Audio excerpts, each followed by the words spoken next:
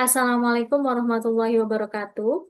Perkenalkan kami dari kelompok 2 yang beranggotakan saya sendiri, Afriza Afni Aziza, dan Mbak Si John Elsa Donna. Di sini kami akan menjelaskan mengenai Designing Whistleblowing, Policy and Regulation for a High Context Culture, a Case Study in Indonesia. Next. Baik, untuk yang pertama introduction, di mana tujuan bab ini adalah untuk mendeskripsikan hasil studi tentang penyuapan dan pengungkapan pelanggaran atau whistleblowing di Direktorat Jenderal Pajak Indonesia. Nah, pengungkapan pelanggaran sendiri didefinisikan sebagai pengungkapan oleh anggota organisasi tentang praktik ilegal, tidak bermoral, atau tidak sah yang berada di bawah kendali atasan mereka kepada orang atau organisasi yang mungkin dapat mengambil tindakan. Bab ini juga menggunakan teori perilaku terencana (PBT) yang diadaptasi dari studi PAK dan Pleioscope 2009 untuk menyelidiki bagaimana hubungan antara atensi normal, norma subjektif, dan kendali perilaku yang dirasakan dengan niat untuk melakukan whistleblowing, serta saluran pelaporan yang disukai dalam budaya konteks tinggi seperti Indonesia. Pada bagian ini juga mengadopsi dari Universal Dignity Theory of Whistleblowing yang diusulkan oleh Hoffman dan McNulty 2011, di mana sebagai dasar teori yang menganut prinsip dasar adalah whistleblowing diperbolehkan dan mengungkapkan kewajiban sejauh itu merupakan cara yang paling efektif untuk mendukung martabat semua pemangku kepentingan yang relevan. Untuk selanjutnya, dalam bab ini juga mengandung beberapa konteks whistleblowing di mana individu mungkin termotivasi untuk mengungkapkan kesalahan jika diberi kesempatan untuk mendapatkan keuntungan finansial dan pribadi lainnya. Konsep ini yang sebelumnya disebut perilaku pro-sosial telah dikembangkan sebagai perilaku pro-organisasi. PUB didefinisikan sebagai perilaku yang dilakukan oleh anggota atau organisasi diarahkan kepada individu dan kelompok yang berinteraksi dengan pada saat menjalankan peran organisasinya dan juga dilakukan dengan maksud untuk meningkatkan kesejahteraan individu, kelompok, atau organisasi yang dituju. Studi konteks pada bagian ini, yang pertama mengenai latar belakang, di mana studi ini memilih kasus penyuapan sebagai jenis pelanggaran yang akan diselidiki. Penyuapan di DJP telah menarik perhatian publik yang besar di Indonesia, ditandai dengan perhatian terhadap apa yang biasa disebut dengan kasus Gayus, seorang pejabat DJP, Gayus Halomuan Tambunan, seorang pegawai berpangkat relatif rendah yang membantu perusahaan-perusahaan untuk menghindari atau mengurangi kewajiban pajak mereka secara ilegal, menerima apa yang digambarkan dengan kekayaan tersebut sebesar 70 miliar. Meskipun Gayus dihukum 10 tahun penjara, dia menggambarkan dirinya sebagai ikan kecil dibandingkan dengan perilaku kejahatan lain yang jauh lebih besar di DJP. Secara resmi, DJP berpendapat bahwa whistleblowing ini dapat membantu organisasi mendeteksi pengungkapan kasus-kasus penyuapan di dalam departemen. Namun, dengan memperhatikan dugaan Gayus tersebut tentang mafia pajak dan keberadaan budaya korupsi yang dilaporkan, kasus-kasus yang teridentifikasi jauh lebih dianggap hanya sebagai penyuapan dan sebagian besar tidak berpengaruh atau tetap melakukan perbuatan tersebut. Untuk selanjutnya yaitu definisi suap dan ruang lingkupnya, di mana definisi yang umum adalah penyalahgunaan jabatan publik atau swasta untuk keuntungan pribadi. Sedangkan menurut Undang-Undang Nomor 31 Tahun 1999 berkaitan dengan pemberantasan tindak pidana korupsi, penyuapan merupakan memberi atau menjanjikan sesuatu kepada pegawai negeri sipil atau penyelenggara negara dengan tujuan membuat pegawai negeri sipil atau penyelenggara tersebut melakukan sesuatu yang tidak yang tetap dapat dinilai melanggar tugasnya. Untuk selanjutnya yaitu mengenai kelemahan hukum yang ada, di mana dibandingkan dengan prinsip internasional yang berlaku, undang-undang whistleblowing di Indonesia menunjukkan keterbatasan utama, yaitu tidak adanya saluran pelaporan eksternal kepada pihak ketiga, anomalitas, kerahasiaan, prosedur, pengungkapan internal, upaya hukum, dan transparansi. Untuk selanjutnya yaitu mengenai conceptual framework, di mana kerangka konseptual yang didefinisikan didasarkan pada tiga konstruksi inti dari apa yang dikenal dengan teori perilaku terencana (PPT) yang memuat sikap, norma subjektif, dan kontrol perilaku yang dirasakan. Itu yang pertama yaitu sikap, di mana sikap berasal dari keyakinan yang menonjol tentang konsekuensi subjektivitas. Sikap tersebut menganggap bahwa terdapat fakta menarik apabila sikap positif terhadap whistleblowing, individu menganggapnya benar dan perlu secara moral, tidak selalu berarti semua orang akan mengungkapkan kesalahan tersebut. Itu yang kedua yaitu norma subjektif, di mana mengacu pada tekanan sosial yang dirasakan untuk melakukan atau tidak melakukan perilaku. Norma subjektif diukur dengan keyakinan normatif tentang apa yang orang lain pikirkan tentang apa yang seharusnya dilakukan seseorang berkaitan dengan motivasi individu untuk patuh. Terus selanjutnya yaitu kontrol perilaku, di mana didefinisikan sebagai kemudahan atau kesulitan yang dirasakan dalam perilaku bergantung pada efikasi diri individu dan faktor lingkungan yang lebih luas yang dirasakan yang mempromosikan atau menghambat kinerja. Terdapat beberapa ketegangan antara niat dan tindakan yang diidentifikasi.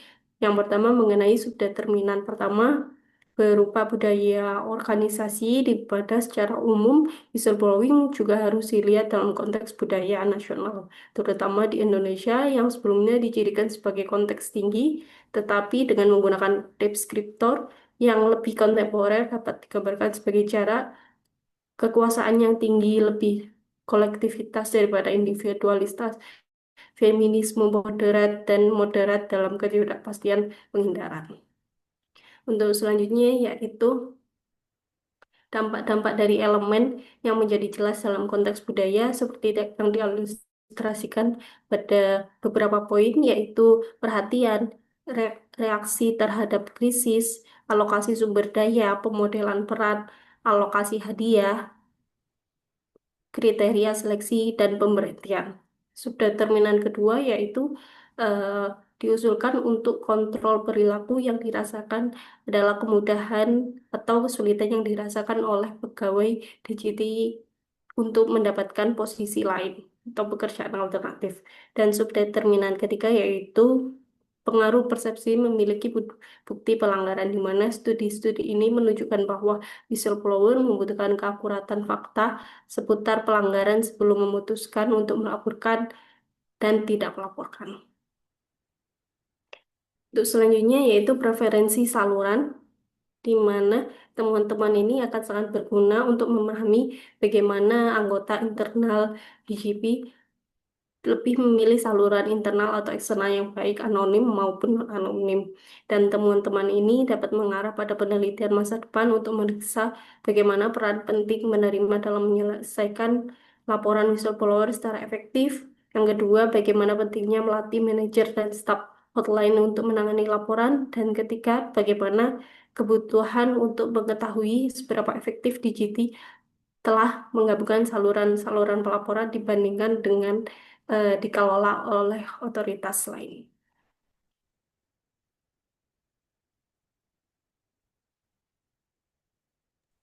Selanjutnya yaitu contribution to knowledge, di mana dalam bab ini tuh mengisi kekosongan dalam penelitian sebelumnya, yaitu persepsi terhadap budaya organisasi yang didasarkan pada 6 mekanisme gaya kepemimpinan menurut Chain, dan persepsi mengenai kecukupan bukti dalam kasus pelanggaran serius seperti suap juga belum banyak dikaji. Nah, Kerangka ini tuh memungkinkan penelitian mengenai preferensi pegawai ketika melaporkan pelanggaran ini, apakah melalui saluran internal atau eksternal, secara anonim atau terbuka, atau bahkan memilih untuk tidak melaporkan sama sekali. Nah, penelitian ini tuh merupakan penelitian pertama yang meneliti hubungan antara berbagai variabel dan niat untuk melaporkan kasus suap di lembaga pemerintah atau DJP di Indonesia. Nah, sebagian besar penelitian ini itu sebelumnya itu berfokus pada kasus pelecehan seksual. Oleh karena itu, penelitian ini tuh eh, penelitian ini tuh berupaya untuk menjawab tiga pertanyaan utama. Yang pertama yaitu sejauh mana faktor tertentu itu mempengaruhi niat pegawai DJP untuk melaporkan kasus suap. Yang kedua yaitu faktor apa saja yang paling berpengaruh terhadap niat pegawai DJP untuk melaporkan suap. Yang ketiga yaitu sejauh mana variabel tertentu itu mempengaruhi keputusan pegawai DJP untuk melaporkan atau tidak melaporkan kasus suap serta saluran pelaporan mana yang lebih disukai, baik internal atau eksternal, anonim atau tidak anonim. Next, next.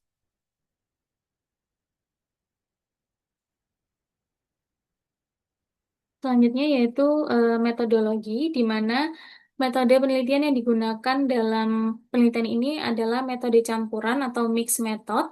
Namun secara utama itu mengandalkan pendekatan kuantitatif melalui survei dengan menggunakan kuesioner atau pertanyaan tertutup. Selain itu juga responden itu diberikan pertanyaan secara terbuka atau diwawancarai secara langsung. Nah, untuk memperoleh pemahaman yang lebih dalam, responden itu kan diberikan pertanyaan terbuka. Nah, berdasarkan jawaban responden ini, hasilnya itu dianalisis untuk melihat hubungan antara sikap atau attitude, norma subjektif atau subjektif norm, dan persepsi kontrol perilaku atau perceived behavior control terhadap niat pegawai DJP atau Direktorat Jenderal Pajak dalam melaporkan kasus suap, baik melalui saluran internal maupun eksternal, secara anonim atau tidak anonim, ataupun memilih untuk tidak melaporkan sama sekali. Yang pertama yaitu untuk meneliti sikap atau attitude, penelitian ini tuh mengadaptasi konsep konsekuensi positif dari whistleblowing yang didasarkan pada tujuan dari Undang-Undang Perlindungan Pelaporan Pelanggaran. Nah, untuk meneliti norma subjektif, penelitian ini mengacu dan mengadaptasi studi Park dan Blankenship yang meneliti sejauh mana individu atau kelompok itu berpengaruh terhadap keputusan seseorang untuk melaporkan suap.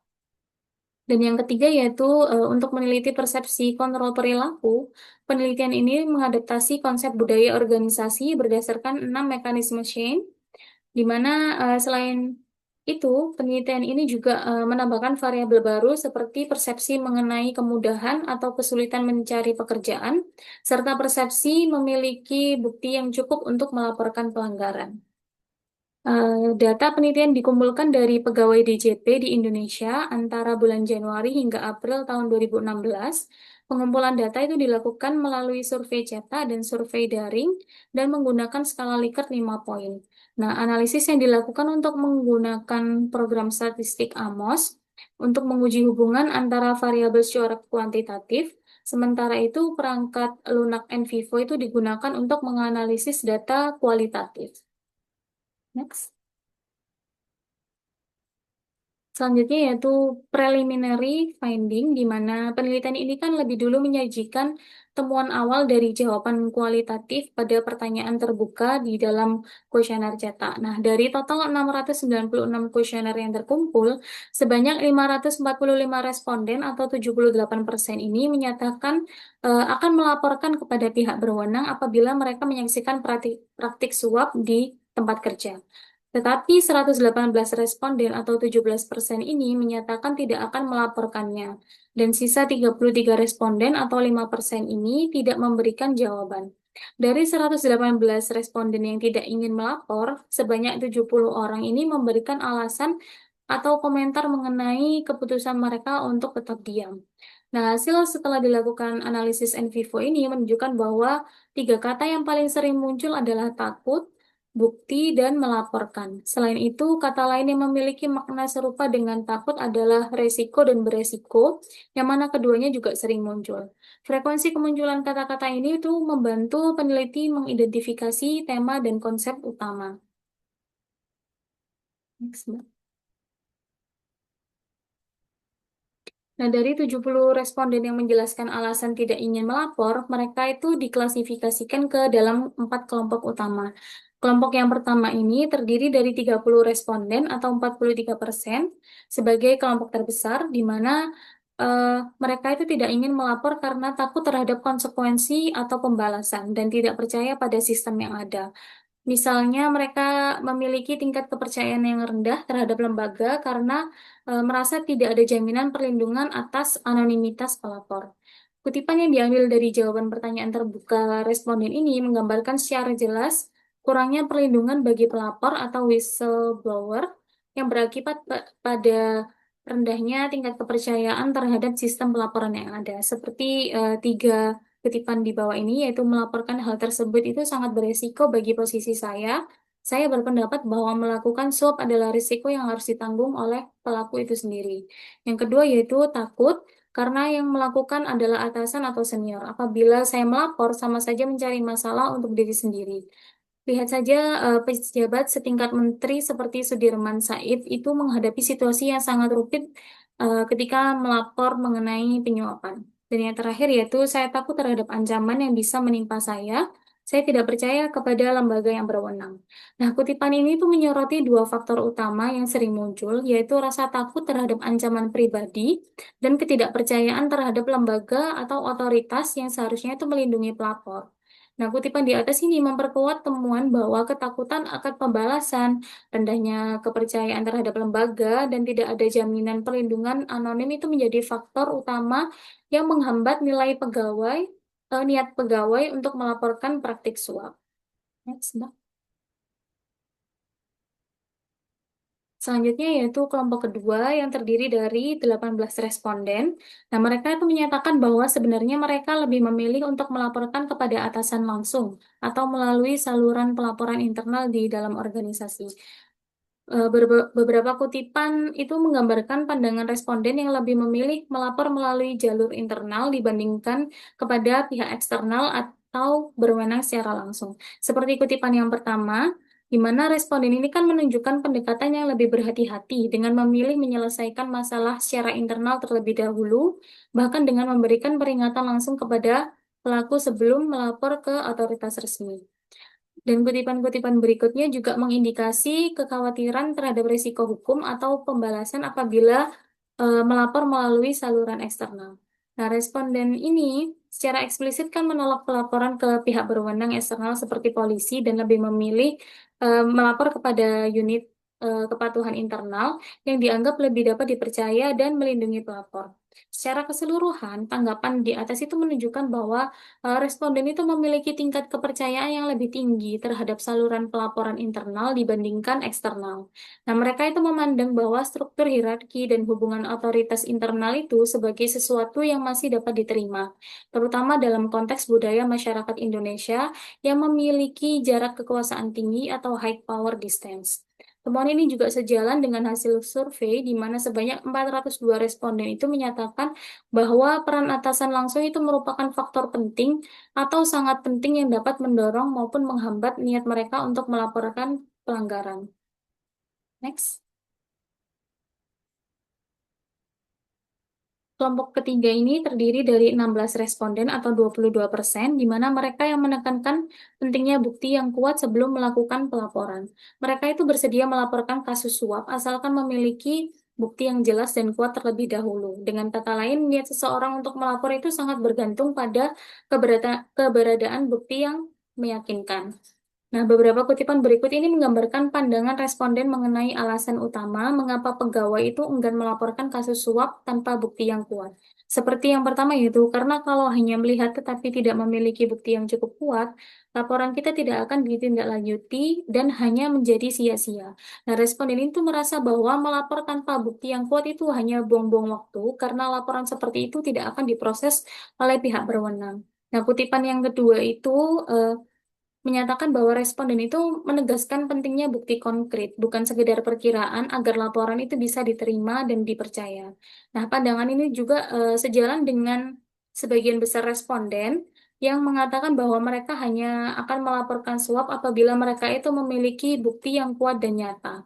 Temuan ini juga menegaskan bahwa Dalam kasus suap, sebagai bentuk pelanggaran yang serius, diperlukan bukti yang meyakinkan dan memadai supaya laporan itu dapat diproses secara adil dan tidak menimbulkan resiko bagi pelapor. Next.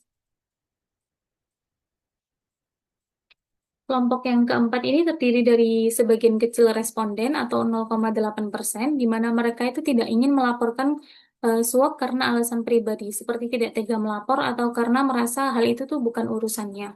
Nah, beberapa kutipan yang mencerminkan pandangan ini tuh yang pertama, prinsip saya dalam bekerja adalah ibadah, jadi saya memilih untuk tidak melaporkan karena setiap orang itu memiliki urusan masing-masing. Biarlah mereka itu bertanggung jawab atas perbuatannya sendiri, dan saya tetap bekerja sebaik mungkin. Nah, responden itu menunjukkan sikap pasif dengan alasan moral dan religius, di mana ia itu menganggap bahwa bahwa tugasnya adalah bekerja dengan baik, bukan mengurus kesalahan orang lain. Seperti kutipan yang kedua dan ketiga itu, di mana temuan ini tuh menunjukkan adanya faktor emosional dan moral pribadi yang membuat sebagian orang itu memilih untuk diam, bukan karena takut atau kurang bukti, tetapi karena mereka itu merasa tidak pantas atau tidak berhak untuk melapor. Next. Selanjutnya yaitu conclusion, di mana penelitian ini menunjukkan bahwa masyarakat Indonesia ini cenderung memiliki jarak kekuasaan atau power distance yang tinggi dan budaya kolektivis. Nah, sebagian besar karyawan itu berharap atasan serta rekan kerja ini dapat melindungi dan memperhatikan mereka sebagai balasan atas sikap hormat, kepatuhan, dan dukungan yang mereka berikan. Dalam konteks whistleblowing, hal ini tuh berarti bahwa pimpinan Direktoral Jenderal Pajak itu memiliki peran penting dalam menemukan norma perilaku etis dengan menjadi teladan. Nah, para pemimpin itu sebaiknya mendorong dan mendukung karyawan untuk melaporkan setiap bentuk penyuapan yang terjadi. Selain itu, mereka juga perlu menanamkan norma sosial bahwa penyuapan itu musuh bersama organisasi. Hal ini tuh penting karena di dalam budaya yang high context, individu itu bisa merasa enggan melapor apabila tidak ada dukungan sosial dari lingkungan sekitarnya.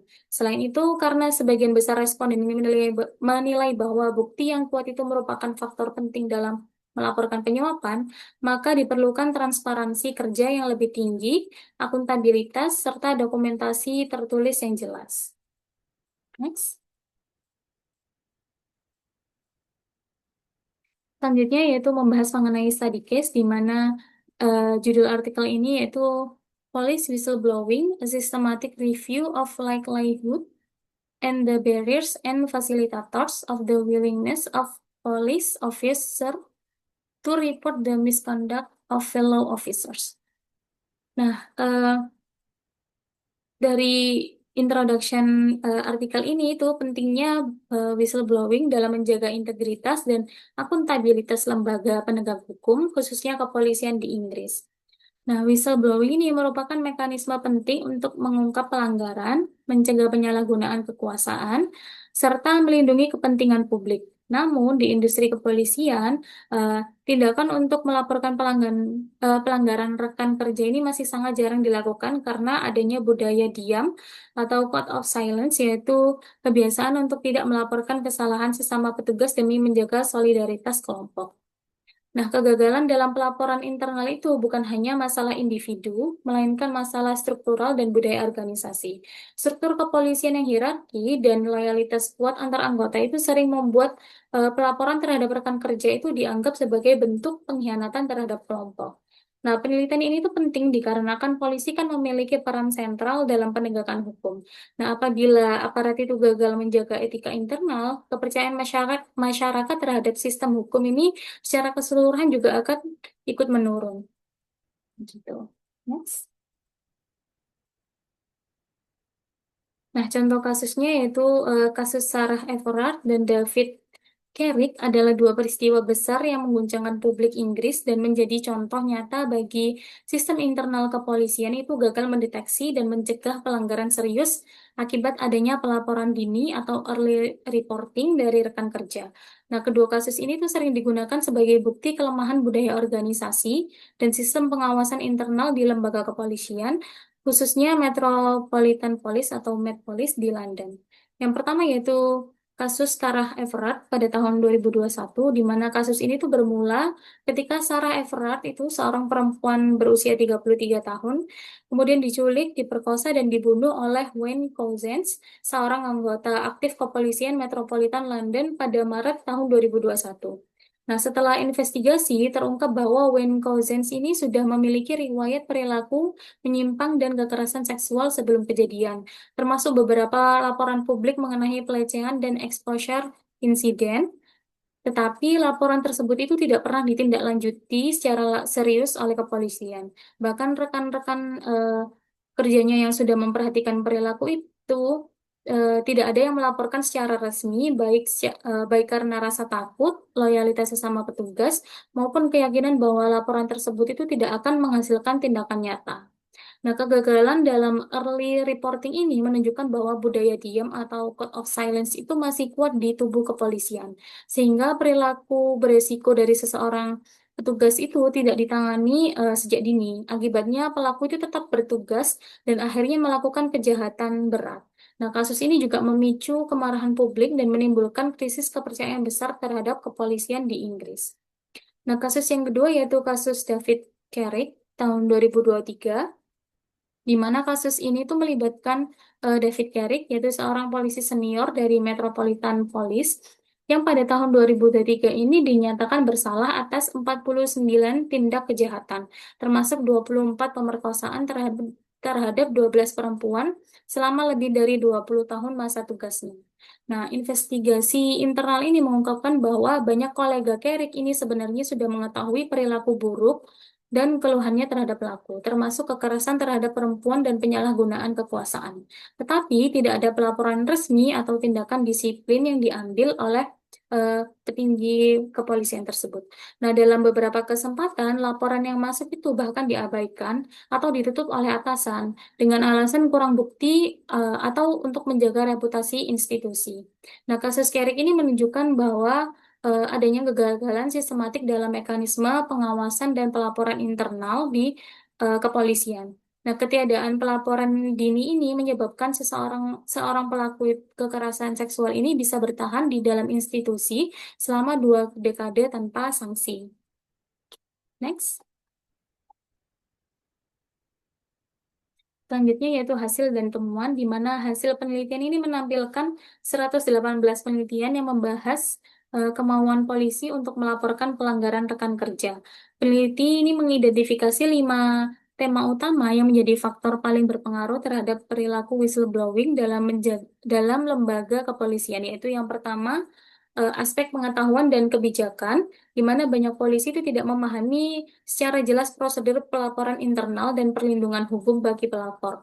Nah, kurangnya pelatihan dan komunikasi mengenai kebijakan whistleblowing ini membuat sebagian besar anggota itu ragu untuk melapor karena tidak yakin apakah laporan mereka ini akan diproses dengan aman atau justru menimbulkan resiko bagi karir mereka.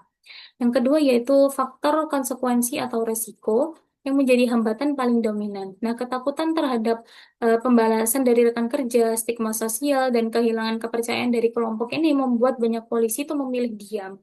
Yang ketiga yaitu tema hubungan interpersonal yang memainkan peran penting. Nah, hubungan yang erat antara anggota polisi ini menciptakan rasa saling melindungi sehingga melaporkan rekan kerja itu dianggap melanggar kepercayaan kelompok. Yang keempat yaitu faktor tanggung jawab moral juga muncul sebagai pendorong kuat, di mana beberapa polisi dengan komitmen profesional yang tinggi itu merasa memiliki kewajiban moral untuk melaporkan tindakan salah karena menganggapnya itu sebagai bagian dari integritas profesi dan pelayanan publik. Yang kelima yaitu budaya organisasi dan norma kelompok, di mana budaya dalam lembaga kepolisian yang cenderung hierarki, maskulin, dan tertutup itu menciptakan hambatan besar terhadap pelaporan. Nah, norma informal melindungi sesama polisi ini masih kuat sehingga keberanian individu itu sering kalah oleh tekanan konformitas dari kelompok. Tetapi studi ini juga menemukan bahwa di organisasi yang memiliki iklim etika positif, kepemimpinan yang terbuka, dan sistem perlindungan pelapor yang efektif, kemauan untuk melapor ini meningkat secara signifikan. Next. Untuk selanjutnya yaitu mengenai kasus whistleblowing di Kementerian Keuangan atau khususnya di Inspektorat Jenderal Kementerian Keuangan, di mana pemicu publikasi awal pada tahun 2023 terdapat temuan transaksi dan harta tak wajar yang terungkap ke publik dan tindakan yang ditindaklanjuti oleh PPATK yang memicu audit untuk investigasi internal di Kemenkeu. Nah, laporan pelanggaran etik dan gaya hidup yang hedonis pejabat Dijen Pajak Rafael Alun Trisambodo memberikan hasil bahwa investigasi menunjukkan indikasi pelanggaran kode etik dan gratifikasi serta kepemilikan harta di luar kemampuan. Nah, berdasarkan hasil tersebut, Kemenkeu menjatuhkan sanksi pemberhentian tidak hormat terhadap pegawai terkait proses investigasi di Ijen. Selanjutnya, pimpinan Kemenkeu menyatakan komitmen untuk memperkuat integrasi dan saluran WISE untuk menampung pengaduan. Kasus ini memicu sorotan publik terhadap efektivitas pengawasan internal dan WBS Kemenkeu. DPR dan KPK mendorong evaluasi pengawasan internal. Untuk selanjutnya yaitu peran dan performa whistleblowing system di Kemenkeu, di mana whistleblowing tersebut sebagai kanal resmi yang dikelola oleh Itjen Kemenkeu untuk menerima laporan pegawai dan masyarakat secara online. Sistem ini mendapat sorotan karena sejumlah pengaduan meningkat pada tahun 2022 hingga 2023. Untuk selanjutnya yaitu pada tahun 2023, Kemenkeu melaporkan tindakan disipliner terhadap ratusan pegawai, misalnya pernyataan Menteri Keuangan mengenai 281 pegawai dikenakan oleh sanksi terkait fraud. Analisis tersebut merupakan sistem WISE sebenarnya memungkinkan pelaporan internal, namun banyak pegawai enggan melaporkan karena yang pertama yaitu takut dianggap tidak loyal terhadap rekan kerja dan takut laporan bocor atau tidak ditindaklanjuti. Kesimpulannya, yang pertama yaitu efektivitas whistleblowing sistem tersebut sudah berjalan non formal, tetapi masih belum efektif secara budaya berupa trust atau harmoni sosial yang menjadi penghambat utama. Yang kedua, masih diperlukan penyesuaian dan budaya high contest, sistem terlalu legalistik, dan perlu framing moral dan komunikasi empatik. Dan yang ketiga yaitu kasus Kemenkeu membuktikan bahwa hambatan budaya dan psikologis masih sangat kuat di birokrasi Indonesia. Dan yang terakhir, upaya Kemenkeu pasca 2023 sejalan dengan saran Sui, di mana fokus pada nilai etika, perlindungan sosial, dan perubahan budaya organisasi. Sekian presentasi dari kelompok kami. Apabila ada kesalahan dan kurangnya kami mohon maaf. Wassalamualaikum warahmatullahi wabarakatuh.